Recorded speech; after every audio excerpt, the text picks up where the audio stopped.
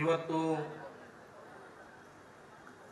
ಈಗಾಗಲೇ ನಮ್ಮ ರಾಜ್ಯ ಅಧ್ಯಕ್ಷರು ಗಂಗಾಧರ್ ಕುಲಕರ್ಣಿ ಅವರು ಹೇಳಿದ ಹಾಗೆ ಇಡೀ ದೇಶಕ್ಕೆ ಒಂದು ಧೈರ್ಯ, ಸ್ಥೈರ್ಯ, ಶೌರ್ಯ ಇವತ್ತು ಬೇಕಾಗಿದೆ. 78 ವರ್ಷ ಆಯಿತು ನಮ್ಮ ದೇಶಕ್ಕೆ ಸ್ವಾತಂತ್ರ್ಯ ಸಿಕ್ಕಿತು. ಇನ್ನೂವರೆಗೆ ಹಿಂದೂ ಅನ್ನುವಂಥ ವ್ಯಕ್ತಿಗೆ ಅಗೌರವ, ಅಪಮಾನ, ಅಪಪ್ರಚಾರ ಈ ದೇಶದಲ್ಲಿ ನಡೀತಾ ಇದೆ. ನಮ್ಮ ಭೂಮಿ ಹಿಂದೂಗಳ ಭೂಮಿ, ಹಿಂದೂಸ್ತಾನ, ಹಿಂದೂ ಧರ್ಮ, ಹಿಂದುತ್ವ ಅನ್ನುವಂಥ ಈ ಭೂಮಿಯ ಮೇಲೆ ನಮಗೆ ಅವಮಾನ. ಆದರೆ ಯಾವ ಸ್ಥಿತಿಗೆ ಬಂದಿದೆ, ಇದಕ್ಕೆಲ್ಲದಕ್ಕೂ ಕಾರಣ ಇನ್ಯಾರೋ ಕಡೆಗೆ ಬೆಟ್ಟ ಮಾಡೋ ತೋರಿಸೋಕ್ಕಿಂತ ನಾವು ನಮ್ಮ ಕಡೆ ಬೆಟ್ಟ ಮಾಡ್ಕೊಳ್ಬೇಕಾಗಿದೆ. ನಾವೇ ದುರ್ಬಲರಾಗಿದ್ದೀವಿ, ಅಸಂಘಟಿತರಾಗಿದ್ದೀವಿ, ಧೈರ್ಯಹೀನರಾಗಿದ್ದೀವಿ, ಹೇಡಿತನದ ಪರಮಾವಧಿಗೆ ಬಂದು ತಲುಪಿದ್ದೀವಿ. ಹಾಗಾಗಿ ಈ ದೇಶಕ್ಕೆ, ಈ ಧರ್ಮಕ್ಕೆ, ಹಿಂದೂಗಳಿಗೆ ಸುರಕ್ಷತೆ, ಧೈರ್ಯ, ಸ್ಥೈರ್ಯ, ಶೌರ್ಯ ಬರಬೇಕು ಅನ್ನುವಂಥ ಏಕೈಕ ಉದ್ದೇಶದಿಂದ ಇವತ್ತಿನ ಈ ಪರಶುರಾಮ ಜಯಂತಿಯನ್ನು ಆಚರಣೆ ಮಾಡ್ತಾ ಇದ್ದೀವಿ. ಬಂಧುಗಳೇ, ಎಂಥ ದಯನೀಯ ಸ್ಥಿತಿಗೆ ಬಂದು ತಲುಪ್ತಾ ಇದ್ದೀವಿ ನಾವು. ಇದಕ್ಕೆ ನಾವೇ ಉತ್ತರ ಹುಡುಕಬೇಕು, ನಾವೇ ಪರಿಹಾರ ಕಂಡುಕೊಂಡು ಮುಂದೆ ಹೋಗುವಂತಹದ್ದನ್ನ ನಿರ್ಣಯ ಮಾಡಬೇಕು. ಇನ್ಯಾರೋ ರಾಜಕೀಯದವರನ್ನ ಬೈದು ಅಥವಾ ಭ್ರಷ್ಟರನ್ನ, ದುಷ್ಟರನ್ನ, ಭಯೋತ್ಪಾದಕರನ್ನ ಬೈದು ಸುಮ್ಮನೆ ಕೂತ್ಕೊಳ್ಳುವಂತಹ ಕಾಲ ಅಲ್ಲ ಇದು. ಪ್ರತಿಯೊಬ್ಬರೂ ಯೋಚನೆ ಮಾಡಬೇಕು. ನಾನು ನನ್ನ ಈ ದೇಶಕ್ಕೆ, ಈ ಧರ್ಮಕ್ಕೆ, ಹಿಂದೂಗಳಿಗೆ, ಹಿಂದೂ ಧರ್ಮಕ್ಕೆ ನನ್ನ ಪಾತ್ರ ಏನು, ನಾನು ಏನು ಮಾಡಬೇಕಾಗಿದೆ, ಅದನ್ನು ನಾನು ಮಾಡ್ತಾ ಇದ್ದೀನ. ನನ್ನ ಮನೆಗೆ, ನನ್ನ ತಂದೆ ತಾಯಿಗೆ, ನನ್ನ ಹೆಂಡತಿ ಮಕ್ಕಳಿಗೆ ನಾನು ಮಾಡ್ತಾ ಇದ್ದೀನಿ, ಮಾಡಲೇಬೇಕು. ಅದೊಂದು ನನ್ನ ಸಂಸಾರ, ಅದು ನನ್ನ ಧರ್ಮ. ಅದು ಅದರ ಬಿಟ್ಟು ಸಮಾಜ, ದೇಶ, ಧರ್ಮ ಅನ್ನುವಂಥದ್ದಿದೆ. ಅದಕ್ಕೆ ನನ್ನ ಕೊಡುಗೆ ಏನು, ನನ್ನ ಪಾತ್ರ ಏನು, ನಾನೇನ್ ಮಾಡಬೇಕಾಗಿದೆ ಅನ್ನುವಂಥದ್ದನ್ನ ಪ್ರತಿಯೊಬ್ಬ ವ್ಯಕ್ತಿ ನಿರ್ಧಾರ ಮಾಡಬೇಕಾಗಿದೆ. ಇವತ್ತಿನ ಆ ಸಂದರ್ಭ ಬಂದಿದೆ ಅಂತನ್ನುವಂಥದ್ದು ನಾನು ಹೇಳ್ತಾ ಇದ್ದೀನಿ. ನೋಡಿ, 78 ವರ್ಷದ ಮುಂಚೆ, ಅಂದರೆ ಸ್ವಾತಂತ್ರ್ಯಕ್ಕಿಂತ ಮುಂಚೆ ಒಂದು ಘೋಷಣೆ ಈ ದೇಶದಲ್ಲಿ ಇತ್ತು. ಬ್ರಿಟಿಷರೇ ಭಾರತ ಬಿಟ್ಟು ಹೋಗಿ ಭಾರತ ಸ್ವತಂತ್ರ ಆಗಲಿ, ಈ ಘೋಷಣೆ ನಮ್ಮ ದೇಶದಲ್ಲಿ ಸ್ವಾತಂತ್ರ್ಯಕ್ಕಿಂತ ಮುಂಚೆ ಇತ್ತು. ಈಗ ಸ್ವಾತಂತ್ರ್ಯದ ನಂತರ 78 ವರ್ಷದ ಈ ಅವಧಿಯಲ್ಲಿ ನಾವು ಒಂದು ಘೋಷಣೆಯನ್ನು ಹಾಕಬೇಕಾಗಿದೆ. ಭಾರತ ಅಪಾಯದಲ್ಲಿದೆ, ಹಿಂದೂ ಅಪಾಯದಲ್ಲಿದ್ದಾನೆ, ಹಿಂದೂ ಧರ್ಮ ಅಪಾಯದಲ್ಲಿದೆ. ಈ ಘೋಷಣೆಯೊಂದಿಗೆ ನಾವು ಜೀವಿಸಬೇಕಾಗಿದೆ. ಇದಕ್ಕೆ ಪರಿಹಾರ, ಇದಕ್ಕೆ ಉತ್ತರ, ಇದಕ್ಕೆ ಏನು ಮಾಡಬೇಕು ಅಂತನ್ನುವಂಥದ್ದನ್ನ ನಾವು ನಿರ್ಧಾರ ಮಾಡಬೇಕಾಗಿದೆ. ಅಪಾಯವನ್ನ ತಡಿಬೇಕಾಗಿದೆ, ಈ ದೇಶವನ್ನ ಉಳಿಸಬೇಕಾಗಿದೆ, ಈ ಧರ್ಮವನ್ನ ಉಳಿಸಬೇಕಾಗಿದೆ. ಎಷ್ಟು ಭೂಮಿಯನ್ನ ಕಳ್ಕೊಂಡಿವಿ, ಎಷ್ಟು ಧರ್ಮದ ಅವಹೇಳನ ಆಯಿತು.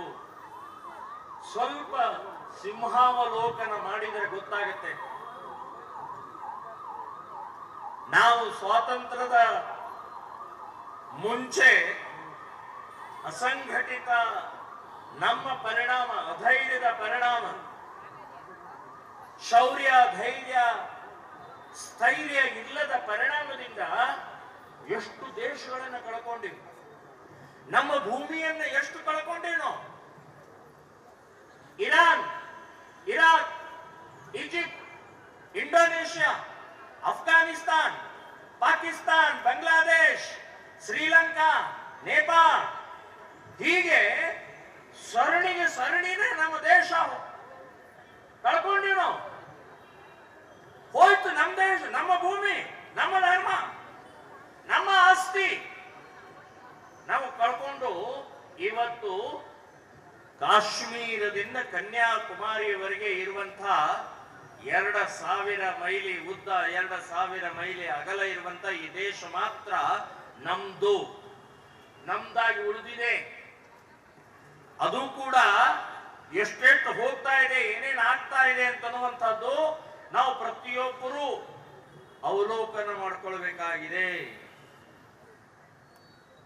ಯಾಕೆ ಹೋಯ್ತು, ಯಾಕೆ ಕಳ್ಕೊಂಡಿವಿ? ಅಲ್ಲಿದ್ದಂತ ಹಿಂದುತ್ವ, ಹಿಂದೂ ಧರ್ಮ ನಾಶ ಆಗೋಯ್ತು. ಇಸ್ಲಾಂ ಪ್ರತಿಷ್ಠಾಪನೆ ಆಯ್ತು, ಈಸಾಯಿ ಪ್ರತಿಷ್ಠಾಪನೆ ಆಯ್ತು. ಸೊ ಅವರ ದೌರ್ಜನ್ಯ, ಅವರ ಯುದ್ಧ, ಅವರ ಬಲಿಯಾಗಿ ಅವರಿಗೆ ನಾವು ನಾಶ ಆಗಿ ಇವತ್ತು ಭಾರತ ಅನ್ನುವಂತ ದೇಶ ಒಂದು ಸೀಮಿತವಾದಂತಹ ದೇಶದಲ್ಲಿ ನಾವು ಇದ್ದೀವಿ. ಇದನ್ನೂ ಕಲ್ಪಬೇಕಾ ಅಥವಾ ಉಳಿಸ್ಕೊಳ್ಬೇಕಾ ಅನ್ನೋದನ್ನು ನಾವು ನಿರ್ಧಾರ ಮಾಡಬೇಕಾಗಿದೆ. ಅದಕ್ಕಾಗಿ ಇವತ್ತಿನ ಈ ಪರಶುರಾಮ ಜಯಂತಿಯ ಮೂಲಕ ಒಂದು ಸಂದೇಶವನ್ನು ಕೊಡ್ತಾ ಇದ್ದೀವಿ. ಯಾರೋ ಮಿಲಿಟರಿ ಅವರು, ಯಾರೋ ಪೊಲೀಸರು, ಯಾವ ರಾಜಕಾರಣಿಗಳು, ಮಂತ್ರಿಗಳು ಇವರು ನಮ್ಮ ರಕ್ಷಣೆ ಮಾಡ್ತಾರೆ ಅಂತನ್ನುವಂತ ಭ್ರಮೆ ಬಿಟ್ಟು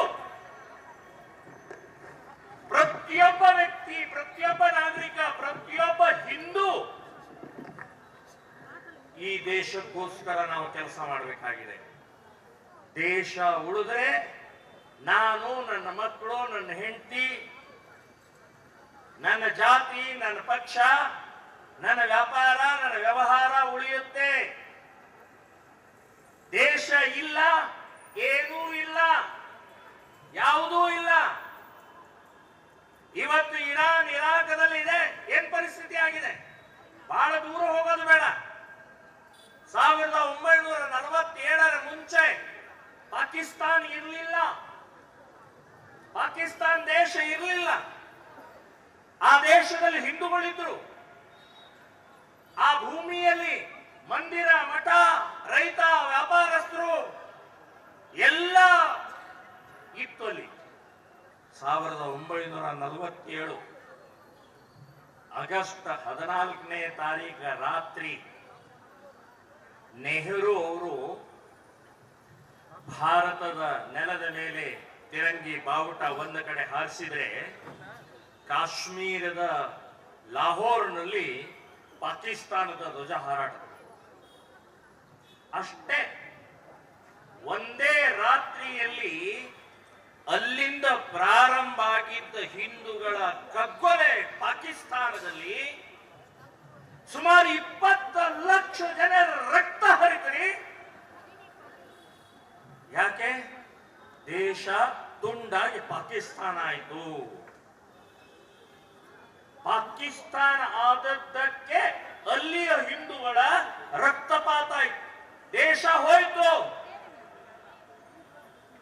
ಮಠಗಳ ಹೋಯ್ತು, ಮಂದಿರ ಹೋಯ್ತು, ಎಲ್ಲ ಸರ್ವನಾಶ ಆಗಿ 28% ಇದ್ದಂತ ಹಿಂದೂಗಳು, ಪಾಕಿಸ್ತಾನದಲ್ಲಿದ್ದಂತ ಹಿಂದೂಗಳು ಇವತ್ತು 1% ಬಂದು ನಿಂತುಕೊಂಡಿದ್ದಾರೆ.